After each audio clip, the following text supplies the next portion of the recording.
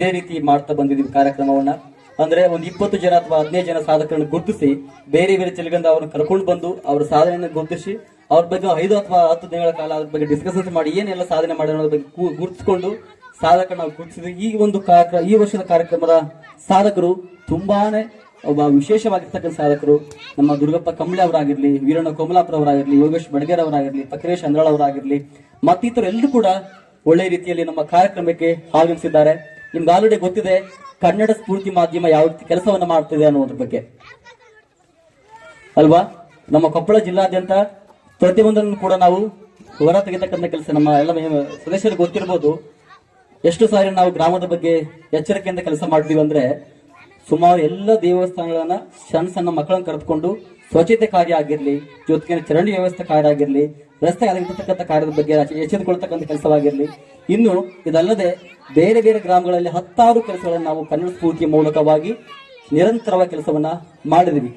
But ಆದ್ರೆ ಕೇವಲ 25 ವರ್ಷದ ಹುಡುಗ ಈ ರೀತಿ ಮಾಡ್ಲಿಕ್ಕೆ ಬೆಂಬಲ ಏನಂತ ಹೇಳಿದ್ರೆ ಅವನ ಒಂದು ತಿಳುವಳಿಕೆ ಒಂದು ವಿಚಾರದಲ್ಲಿ, ಜೊತೆಗೇನೆ ನಿಮ್ಮೆಲ್ಲರ ಕೋಟಿ ಕೋಟಿ ಕೈಗಳ ಒಂದು ಸಹಾಯ ಇದೆಯಲ್ಲ ಅದು ಬಹಳ ಮುಖ್ಯವಾಗ್ತದೆ. ಈ ಸಂದರ್ಭದಲ್ಲಿ ನಿಮ್ಮ ಸಹಾಯ ಇಲ್ಲದೆ ಇದ್ದಿದ್ರೆ ನಾನು ಈ ರೀತಿ ವೇದಿಕೆ ಹತ್ತಕ್ಕೆ ಆಗ್ತಿರ್ಲಿಲ್ಲ, ಜೊತೆಗೇನೆ ಈ ರೀತಿ ಮಾತಾಡೋಕೆ ಕೂಡ ಆಗ್ತಾ ಇರ್ಲಿಲ್ಲ. ಹಾಗಾಗಿ ಬಂದಿರ್ತಕ್ಕಂಥ ತಮಗೆಲ್ರಿಗೂ ಮತ್ತೊಮ್ಮೆ ಮಗದೊಮ್ಮೆ ಈ ಕಾರ್ಯಕ್ರಮಕ್ಕೆ ಸ್ವಾಗತವನ್ನು ಕೋರ್ತೇನೆ.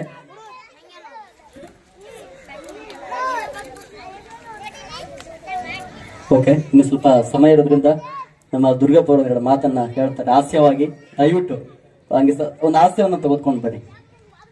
ಏನಾದ್ರು ನಿಮ್ಮ ಒಂದು ದೂರ ಬರ ಗೊತ್ತಿರ್ತಾನೆ, ನಿಮ್ಗೆಲ್ಲರಿಗೂ ಗೊತ್ತಿರಲ್ವಾ, ಹಾಸ್ಯ ಕಲಾವಿದರು, ನಮ್ಮ ಹಿರಿಯ ಕಲಾವಿದರು ಕೂಡ ಹೌದು.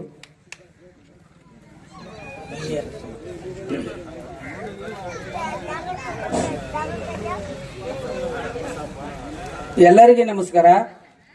ನಾನು ನಿಮ್ಮ ಮನಿ ಮಗ ದುರ್ಗಪ್ಪ ಕಂಬಳಿ ಅಂತ ಹೇಳಿ ಕನ್ನಡ ಸ್ಫೂರ್ತಿ ನ್ಯೂಸ್ 3ನೇ ಕಾರ್ಯಕ್ರಮ ನಮ್ಮ ಗೋಣಿ ಬಸಪ್ಪನವ್ರು ನಡೆಸಿಕೊಡ್ತಕ್ಕಂಥದ್ದು. ನಮಗೆ ಒಂದು ಕಾಲ್ ಫೋನ್ ಮಾಡಿ ಹೇಳಿದ್ರು, ಆಯ್ತಣ್ಣ ಬರ್ತೀವಿ ಅಂತ ಅಂದ್ವಿ. ನಮಗೆ ಇಂಥ ವೇದಿಕೆ ಸಿಕ್ಕದ್ದು ನಮ್ಮ 7 ಜನ್ಮದ ಪುಣ್ಯ ಅನ್ಕೊಂತೀನಿ. ಯಾಕಂದ್ರ ಇಲ್ಲಿ ಬಂದಿರತಕ್ಕಂಥ ಪರಸೇವಾ ಮಾಡೋರು ಜಾಸ್ತಿ ಬಂದಿದ್ದಾರೆ. ನಾವೇನು ಸುಮ್ಮನೆ ಒಂದು ತಿಳಿದಷ್ಟು ಮನೆ ಬ್ಯಾಸರಾಗಿ ಹೋಗಿರ್ತೀವಿ ನಾವು ವಿಡಿಯೋ ಮಾಡ್ಬೇಕಾದ್ರೆ. ಹೆಣ್ಮಕ್ಳು ಈಗ ಸ್ವಲ್ಪ ಅತ್ತಗಿತ್ತ ಮಂದಿ ಕೂನ ಹಿಡಿಯೋದಕ್ಕೆ ಉಣ್ಣಕ್ಕೆ ಕೊಡಕತ್ತಾರೆ. ಮೊದ್ಲಾಗ ಸರಿಗೆ ಉಣ್ಣಕ್ಕೆ ಕೊಡ್ಲಿಲ್ಲ. ಹಂಗಾಗಿ ಇದು ಏನಂದ್ರೆ ದೊಡ್ಡ ಶ್ರೀಮಂತರ ಆಗಕ್ಕೂ ಆಗಲ್ಲ, ಒಂದು ಗುರುತ ಹಿಡಿತಾರೆ ಅಷ್ಟೇ ಜನ.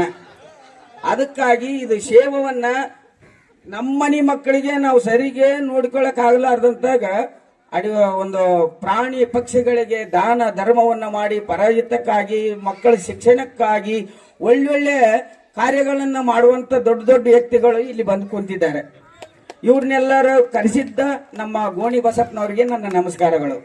ಯಾಕಂದ್ರೆ ಇಂಥ ಸಮಾಜ ಸೇವೆಯನ್ನ ಮಾಡೋರು ಶರಣರು, ಸಾಧುರು, ಸಂತರು ಅಂತ ಹೇಳ್ತಾರೆ. ಆದ್ರೆ ಇಂಥ ಸಂಸಾರದಲ್ಲಿದ್ದು ಇಂಥ ಪರಸೇವವನ್ನ ಮಾಡುವವರು ನಾನು ಎಲ್ಲೇ ಒಬ್ಬರನ್ನ ಕಾಣ್ತಾ ಇದ್ದೀನಿ. ಆದ್ರೆ ಇಂತಿಂತ ಯಾರು ಬರ್ತಾರ, ನಾವು ಅವ್ರಿಗೆ ಮೀಟ್ ಹಾಕಿವಂತ ನನ್ನ ಕನಸಿನಾಗೂ ಅನ್ಕೊಂಡಿದ್ದಿಲ್ಲ. ನಮ್ಮ ಬಸಣ್ಣವರು ಕೂಡಿಸಿ ಅಂತವ್ರ ದರ್ಶನವನ್ನ ಮಾಡಿಸಿದಕ್ಕೆ ನಾನು ಈ ಊರ ಮಾರುತೇಶ್ವರನಿಗೆ ಮತ್ತು ಬಸಣ್ಣನಿಗೆ ಧನ್ಯವಾದಗಳನ್ನು ಹೇಳಕ್ಕೆ ಇಷ್ಟಪಡ್ತಾ ಇದ್ದೀನಿ. ನಾವೇನು ಓದಿಲ್ಲ ಬರೆದಿಲ್ಲ, ಒಂದು 18 ವರ್ಷ ಕುರಿಗಳನ್ನ ಕಾಯ್ಕೊಂತ ಬಂದ್ವಿ.